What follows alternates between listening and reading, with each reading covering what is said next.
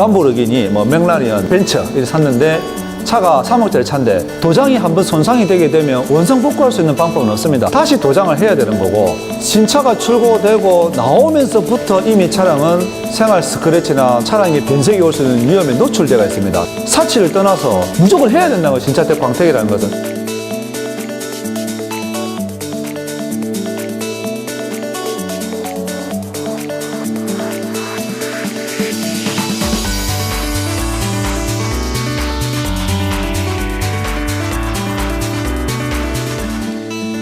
LG라는 큰 대기업에 취업을 했었는데 계급 간의 어떤 그 구조, 딱딱한 회사 생활, 실정이 나서 제가 급선해가지고 선택을 했는 게 자동차 정비였습니다. 자동차 정비 공장, 공업사라고 하죠. 그거를 99년도에 처음으로 가봤습니다. 차량이 찌그러졌다는 걸 처음 본 거죠. 아, 차가 찌그러졌는데 판금이라는 것을 하고 도장이라는 것을 하고 또 그것을 광택이라는 것을 내고, 아, 이거다.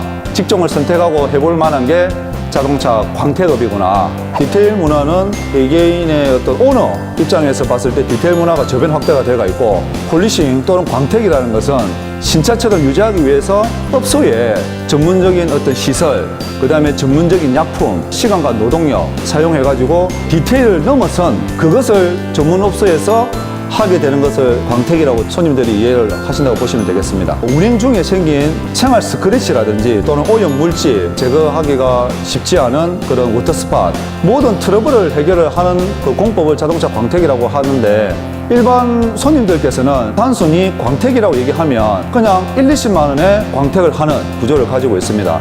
실제로 고객이 판단할 수 있는 기준은 없습니다. 인터넷상으로, 온라인상으로 검색하시면 한 100가지가 나옵니다. 2만 원부터 많게는 55만 원의 차이가 있습니다. 딱 잘라서 금액대로 어떤 업체가 좋고 내가 어떻게 가면 된다는 것을 확립을 시킬 수는 없습니다. 말씀드린 대로 이것은 법률적으로 저희가 자동차 정비처럼 샤시나 판넬 구조로 해가지고 견적이나 공임이 정해져 있는 게 아닙니다. 가장 안타까운 현실입니다. 광택이라는 것은 제가 항상 강조하는 게 뭐냐면, 밑바탕이 형성이 되지 않았는데 아무리 좋은 화장품을 바른들 태가 납니까?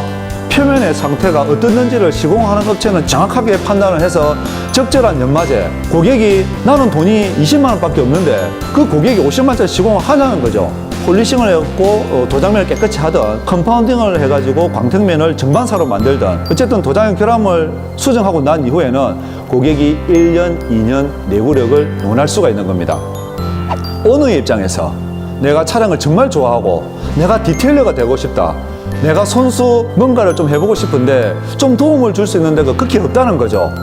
다 그게 기술이고 보안이고, 핵심을 좀 말씀을 드리자면, 우선 신차가 출고되고 난 이후에는 코팅을 하는 게 맞다고 저는 봅니다. 신차가 출고되고 나오면서부터 이미 차량은 생활 스크래치나 또는 차량이 변색이 올 수 있는 위험에 노출되어 있습니다. 제일 자동차 도장면의 적은 뭐냐면 태양입니다. 태양.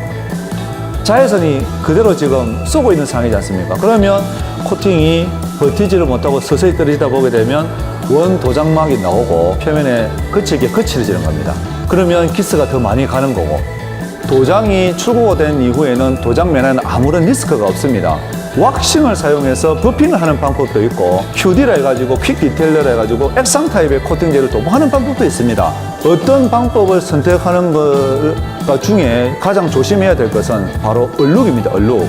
반드시 얼룩이 위험성이 없는 것만 시공하는 것 같으면 전혀 문제가 없고, 그것을 일반 오너가 유리막 코팅을 시공한다 해가지고 법적으로 문제도 없습니다. 하지만 기술적인 시스템이라는 것은 다음 몇 개월 만에 흉내를 낼 수는 있습니다. 저희 같은 경우는 10년을 넘게 무수히도 많은 도장면의 상태를 확인을 하고 무수히도 많은 고객과 상담을 하고 이렇게 해온 것을 다 몇 달만 할 수는 없다는 거죠.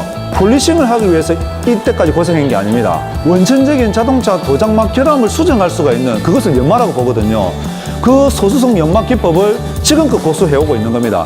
모든 광택의 코팅의 기본은 연마를 해줘야 원상복구를 해드릴 수 있는 장점도 있다는 거죠.